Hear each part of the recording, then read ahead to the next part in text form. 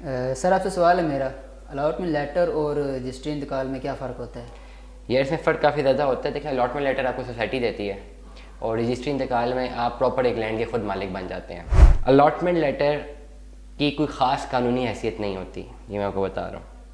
वो सोसाइटी की जानिब से आपको एक लेटर दिया जाता है कि जी आप इस जगह के मालिक हैं। सोसाइटी में इन्वेस्टमेंट सेफ इसलिए रहती है कि वो जो प्लॉट आपको अलॉट हो गया बस वो आपका ही है और उसमें कोई भी नहीं आ सकता, कब्जा नहीं हो सकता। सोसाइटी से बाहर कहीं पर इन्वेस्टमेंट करते हैं तो वहाँ पे रजिस्ट्री इंतकाल लेना मस्ट है कानूनी तौर पे।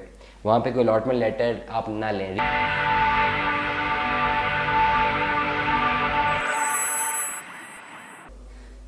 सर आपसे सवाल है मेरा, अलॉटमेंट लेटर और रजिस्ट्री इंतकाल में क्या फ़र्क होता है?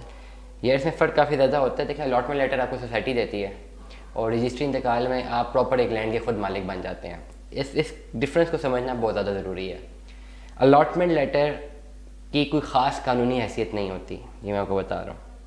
वो सोसाइटी की जानिब से आपको एक लेटर दिया जाता है कि जी आप इस जगह के मालिक हैं। राइट्स सारे के सारे सोसाइटी के पास होते हैं, जहन में रखिएगा, क्योंकि उस लैंड की जो ऑनरशिप होती है वो सोसाइटी के पास होती है। Let us suppose barrier town, DHA, मुख्तलिफ हाउसिंग प्रोजेक्ट्स हैं, silver city, blue world city, capital smart city, यहाँ पे फाइल्स हैं।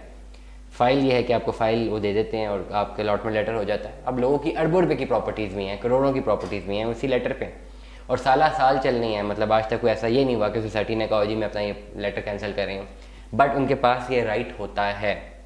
जो लैंड है, लैंड सोसाइटी ने परचेज़ की होती है, लैंड का ऑनर वो होते हैं। लैंड के ऊपर जितना मर्जी कंस्ट्रक्शन हो जाए, वो जिस बंदे के नाम पे वो ज़मीन है वही ऑनर है।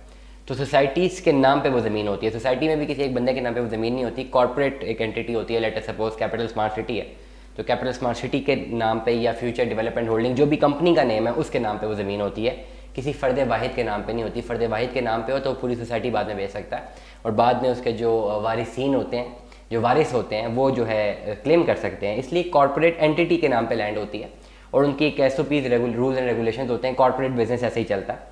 लेकिन अगर मैं ओवरऑल आपको बताऊं, वो लैंड बेसिकली कानूनी तौर पे आपकी नहीं होती, सोसाइटी की होती है, जिस पे आपने अपना घर बनाया होता है, ये जो भी आपको प्लॉट लेटर मिलता है। लेकिन सेफ होता है। सेफ इसलिए होता है कि आपकी इन्वेस्टमेंट सोसाइटी में होती है। सोसाइटी में डे 1 से आपकी जो इन्वेस्टमेंट है वो तो रिस्क पे है, सोसाइटी के बनने मिन्नत है।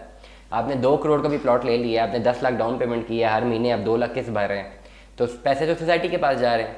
आप सोसाइटी पे ट्रस्ट करते हैं कि वो आपको प्लॉट दे देगी, क्योंकि सोसाइटी की एक रिप्यूट होती है। जिस तरह फैसल टाउन है, ZM ग्रुप है, इस तरह 18 का प्रोजेक्ट है, मुमताज़ सिटी है, top city, university town, barrier town, इनकी वर्थ है मार्केट में, इसलिए लोग आंखें बंद करके इनको पैसा देते हैं। कैपिटल स्मार्ट सिटी है, तो इसलिए सोसाइटी में इन्वेस्टमेंट सेफ इसलिए रहती है कि वो जो प्लॉट आपको अलॉट हो गया बस वो आपका ही है और उसमें कोई भी नहीं आ सकता, कब्जा नहीं हो सकता। हाँ, जब आप सोसाइटी से बाहर कहीं पर इन्वेस्टमेंट करते हैं तो वहाँ पे रजिस्ट्री इंतकाल लेना मस्ट है कानूनी तौर पे।